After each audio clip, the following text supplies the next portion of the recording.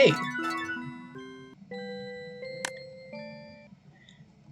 Glad to be back. The dailies today are, there's one in Yumaniki and there's one easy daily, and the weekly is kind of a pain. But if I use all my resources, I think it'll be pretty easy. Let me explain. So, this place is Forgotten Megalopolis. This is actually one of the worlds on the path to Tomb of Valides. And if I were to go the full route, it would look like this. That's a lot. However, there's two different shortcuts I can utilize here. The first one is from Nexus Urasuki's to Silent Sewers, and the second one is from Dreary Drains to Vernon Promenade. And that cuts it down all the way down to I guess, 5 intermediary worlds, not counting the Nexus. So that ends up being way shorter. I think I'll start today with Teleport Maze.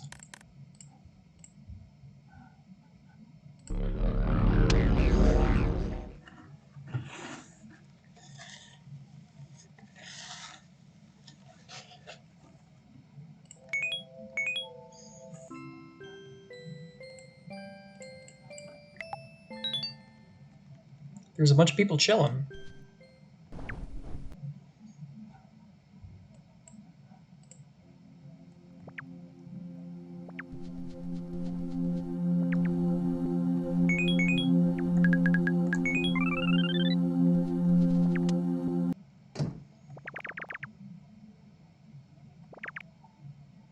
I forget where Graffiti World is.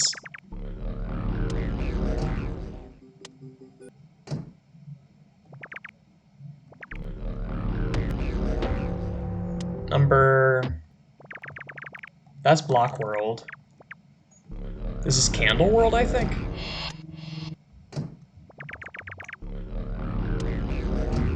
There you are. And then it's bottom right, right? Yeah.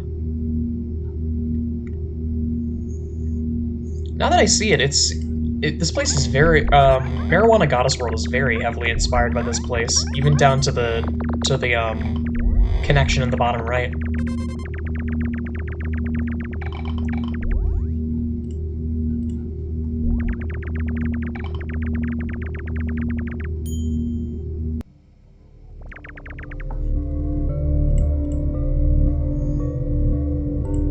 And then from here I have to go to Dense Woods B Frog Path.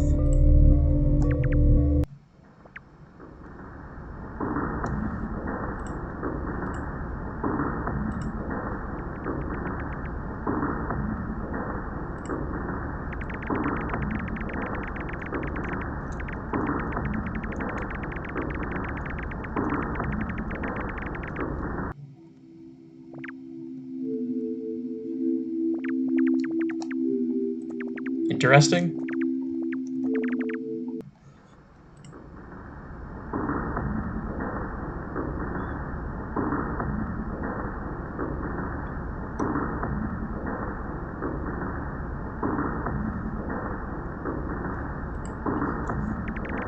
Oh right, I gotta go up the stairs, don't I?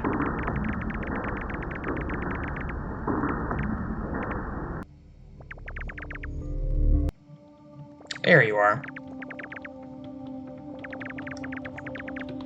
Hello, Frog. Oh, I didn't have Frog before. And this path should take me to Teleport Maze.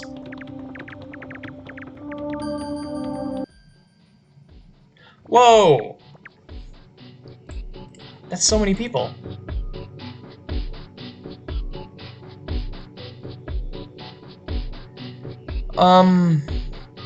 Okay, this is a lot.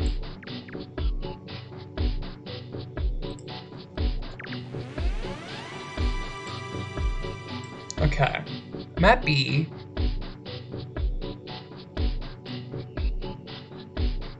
I can't read Japanese, so I don't know what that purple path does. I'm gonna choose to avoid it.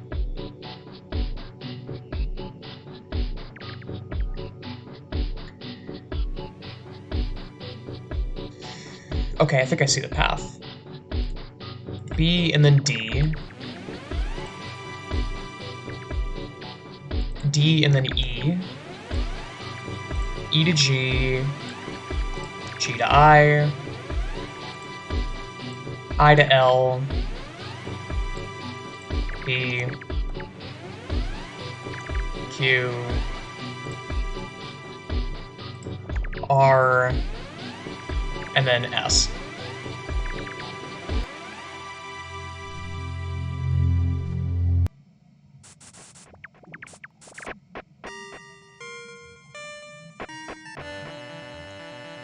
I forgot this is where this leads. Interesting.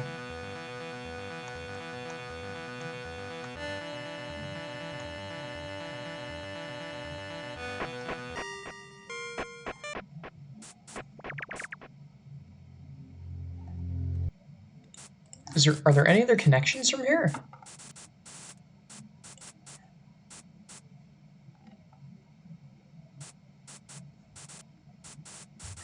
I guess not. Because the only other route is the Famicom dungeon.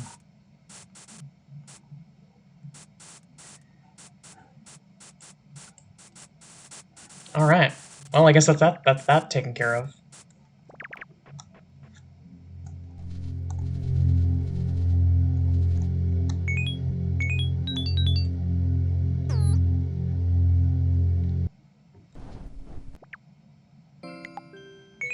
That was a weird sound.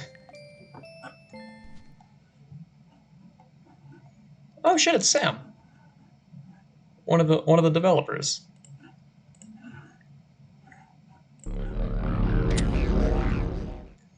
Well, there are 100 people online. Let's go on some journeys. Well, I talk about random nonsense that I'm passionate about. Now, I think I'm going to give the myth talk a break for a day. I think today I'm going to talk about chorus.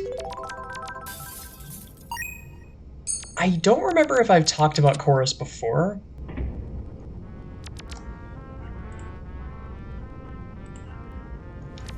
But chorus has been a very fun part of my life, and also just... connected me with so many amazing people. But I feel like chorus always flies under the radar. When you hear people tell stories about their time doing fine arts, it's always they either talk about, well, arts. Right, that's a dead end.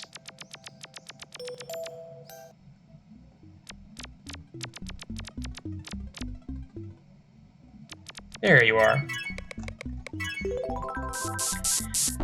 People either talk about the arty arts, they talk about musical theater, or they talk about band and orchestra. And chorus is kind of the black sheep there. I hear almost nobody talk about it. And frankly, I feel like it could use some more publicity, because chorus is a lot of fun. It's... I think out of the things I did in school, it was my favorite. Because again, it introduced me to so many amazing people. It let me do something that I'm passionate about. It wasn't without its difficulties, of course. But any hobby is going to have its hardships.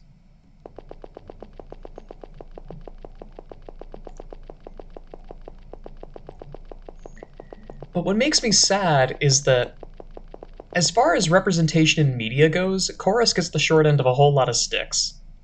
Just quick exercise that I want everyone to try. When you think of chorus, what is the first thing that comes to mind, if anything?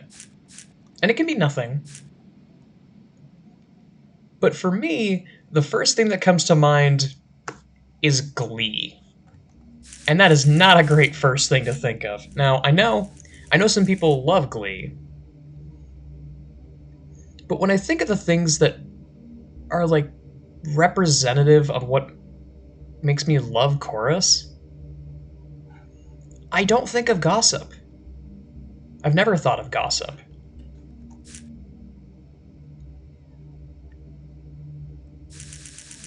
And every time I think about Glee, it just makes me think, damn, this is the best, this is really the best we got.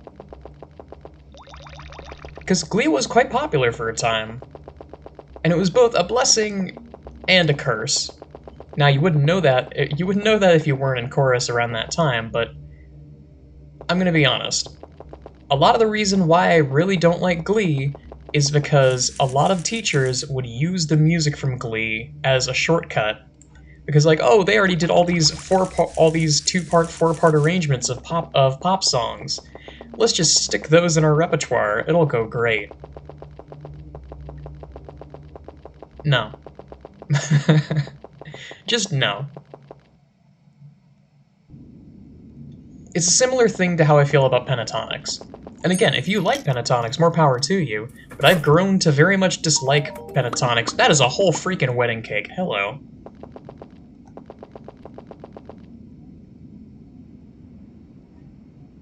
I've grown to really dislike pentatonics.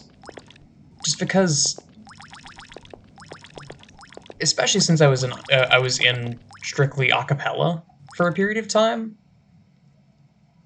it's only one kind of a cappella, and it kind of overshadows the entire practice. Not to mention, after a certain point, I really don't like their music, because a lot of it is either Christmas music or pop music, and if you don't like pop music and it's not Christmas time, there's not really a lot to enjoy by pentatonics.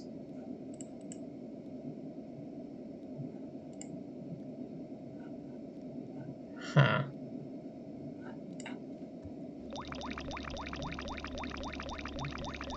I hope I have the Verdant Promenade shortcut unlocked. I'd forget if I do.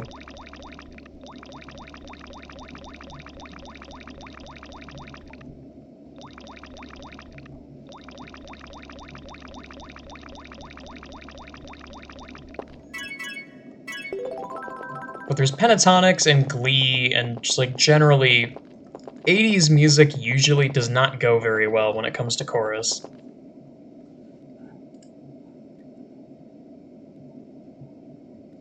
Because, generally speaking, am I going the right way?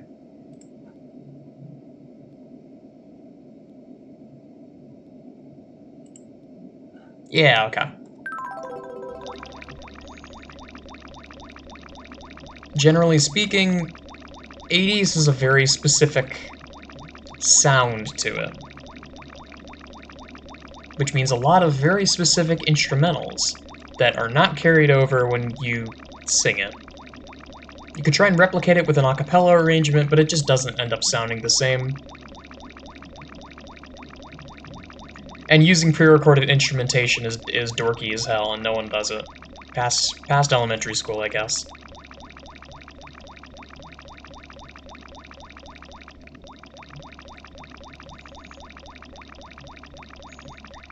But something I think I mentioned this before, something that always kind of sticks with me, whenever I hear people talk about chorus and singing, the first thing that always comes to mind for a lot of people is, oh, I can't sing. Oh, have you heard me sing? I'm completely tone deaf. Let me just be the first to say, I don't care. If you can sing, you can sing. If you sing poorly, that's fine, because you can improve. And frankly, we need all the help we can get. So if you are willing to put in the time to sing well, you'd be hard-pressed to find a chorus that doesn't at least want to try to help you get better at singing.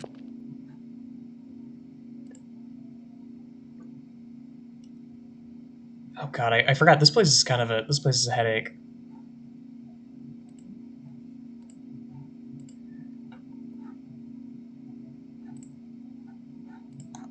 Entering from dreary drains kind of cuts out a lot of the fat, though. But to go into a bit more depth about how chorus actually operates, generally speaking, there are 4 voice parts. There's the sopranos, the altos, the tenors, and the basses. And there are, to put it kind of bluntly, there are stereotypes and certain types of people who end up in each of those brackets. Sopranos are, generally speaking, because they're the highest voice, you end up with two camps. You end up with the people who can perfectly hit the notes and end up accidentally or not overpowering the rest of the part, but they have a good enough voice and are usually good enough themselves that it compensates. Sometimes they're not, which I've experienced. And the other half are the sopranos that are in the weird situation of having too high of a voice for the alto part, but not being able to hit the up really, really high notes. So they end up in this weird sort of borderline area of being a soprano too. And this is a common theme. Unlike instruments, you can't just decide that you want to sing a different voice part. You're stuck with the voice part that you have. And especially for guys, this can be a really big problem. I'll get into the specifics once I get to tenors, though. As for altos, altos are usually the really chill people. And again, their voices are not nearly as high as the sopranos, and they're aware of this. And maybe my opinion of altos are slightly different because I've met a lot of cool altos, and most of them sit right next to me because I'm a tenor. But speaking of, tenors are also kind of an odd case. Men in chorus are kind of a dying breed, as unfortunate as it is to say. So it's always nice to have more people, and by that I mean, please God, I wish we had more people. And sometimes you end up with situations where anyone can sing tenor, wink wink nudge nudge, as in somebody has to sing tenor, otherwise there's one other tenor.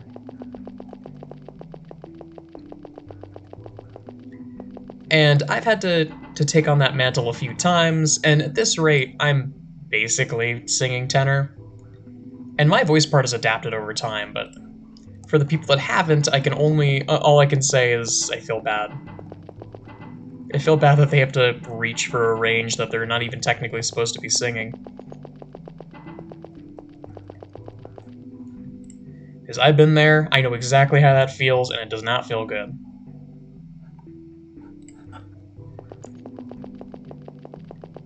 But again, there's not a lot of us, and some cheeky composers put in splits for the tenor part and the bass part, and there's already like 3 of us per part. 3, maybe 4 on good years. We've been having a pretty good year this year, so we've had I think it's 3 on the tenor and 4 on the bass. To give you an idea, that is a very good year. Usually there are way less. Either way,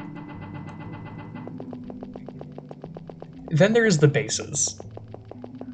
The basses are the dumbasses, and I say that in a very endearing way. Basses in chorus have a very similar energy as percussion players in band. That, I'm not going to say that the bass part is easier than the other parts. Sometimes it is, but not always. But a lot of the time, the basses are usually thrown off to the side while the rest of the parts are being worked on. So, the basses, when there's more than just like 2 or 3 of them, and they're at a level where the director isn't constantly having to turn over them like, yeah, that was the wrong note. The basses emanate this energy that's hard to describe. It's this, like, band of idiots energy that I absolutely adore. It's so much more fun to have basses in a group when there's a lot of them. Because everyone else could be taking it seriously, and then you look over to the side to the bass section and they're all on Wordle or something. Or they're all doing bad Family Guy impressions while everyone else is working on their part. And it's very refreshing, because chorus can have a tendency to take itself very seriously, and it sometimes it does come off as kind of snooty and refined. But at the end of the day, we do not take ourselves as seriously as people might think we do.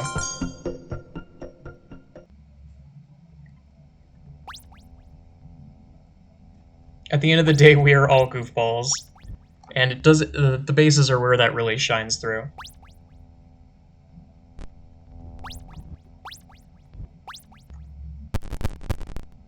Hello.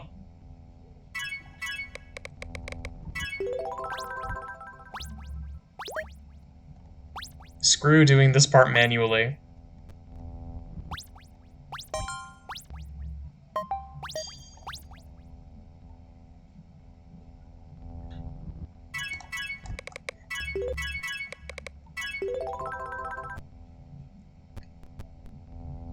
But something else that's worth mentioning, besides the voice parts, is the conductor. Even more so than, well, honestly, less so than band and orchestra. Anyone who's in band or orchestra knows that your ensemble lives or dies. Hang on, let me wait a second. Anyone who's in band or orchestra knows that your ensemble and your quality lives and dies by how good your conductor is. If your conductor is, I'm not going to say level-headed, because there's a bit of a stereotype with band directors that a lot of them are completely crazy and unhinged, and that's not entirely true, but it's true for a lot of band directors, especially at the middle school and high school level. But if you have a good band director that wants rigor and wants as good of a band as you can possibly be, you're gonna come out pretty well. If, on the other hand, you have the kind of band teacher who's actually a math teacher and is doing band stuff basically just out of obligation and nothing else, you're not gonna have a very good year. Not unless that is a really good not unless that math teacher is really, really good at teaching band.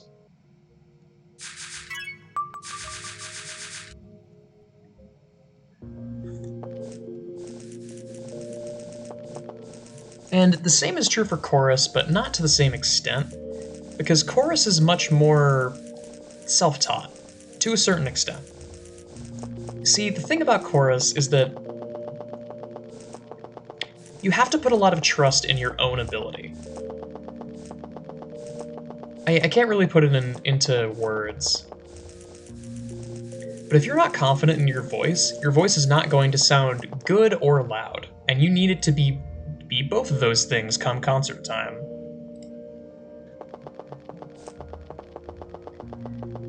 So, you need to have confidence in yourself, and that is a hard thing to do, but it's also something that you kind of need to do. So something that chorus has really taught me is to, if my stutter doesn't really portray this, to at least have some sort of confidence in myself, and the things that I say and the things that I do. Because quiet and correct doesn't always cut it when someone next to you is loud and wrong.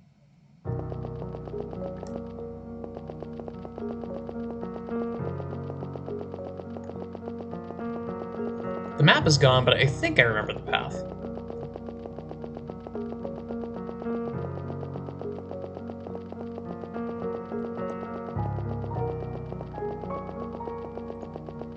Another thing that sticks out is that when I said that a good conductor versus a bad conductor can change a chorus, or can change an ensemble for better or for worse, one of the main things that I think of is how often does the conductor stop you?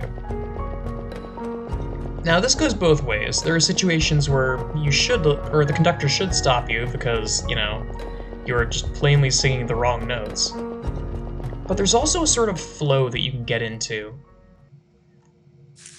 where you're doing really well, and everything is working perfectly, and then your conductor will just stop you for no reason. And that just sucks. and it gets you out of the flow.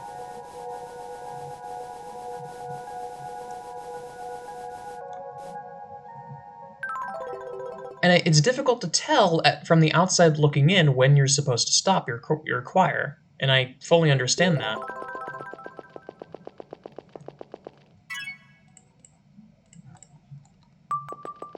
But it's still something worth consideration.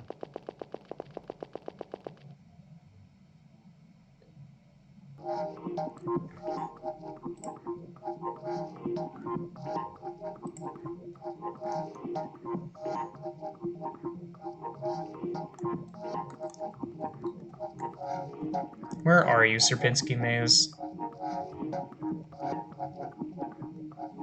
There you are.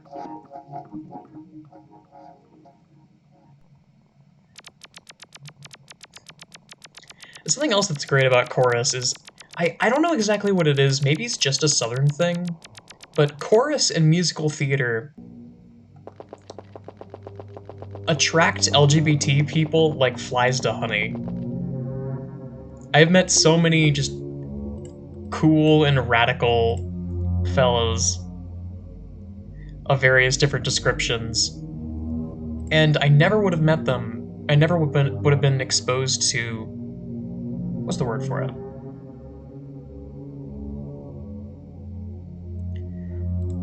I never would have been placed outside of my bubble if not for that. Because the middle school that I went to was fairly diverse. It wasn't perfect, but it was like good enough that I was able to get an understanding of the world around me. The elementary school that I went to was white as Wonder Bread by comparison. So, going from elementary school to middle school was kind of hard because I walked up to all these new people and new types of people that I had never interacted with before and kind of just had to go, wow, cool, there's more types of people out there. But then going from that to high school because of chorus was really natural. Because of chorus, I met so many cool people, so many unique people I never would have even considered interacting with before. And it's all because we shared a passion, and a passion that not a lot of other people seem to share.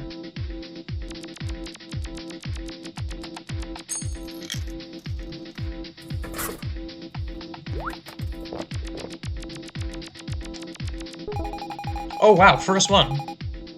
Let's go.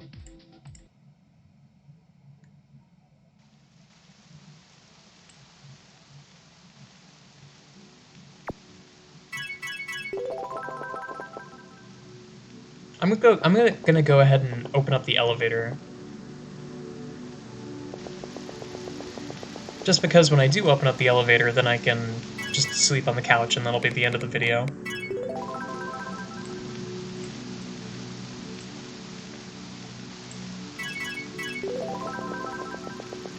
But yeah, my recommendation is if there's something that, man, the words are just not coming out the way I want them to.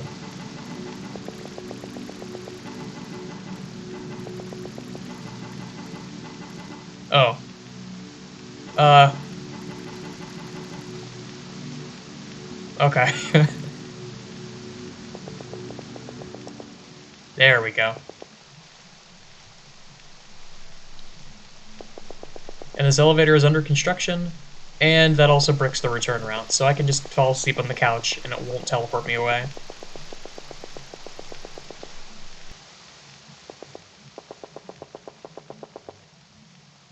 But yeah, if you have like, if you yourself are in chorus, or you have younger siblings that are in chorus, I highly recommend to give them motivation.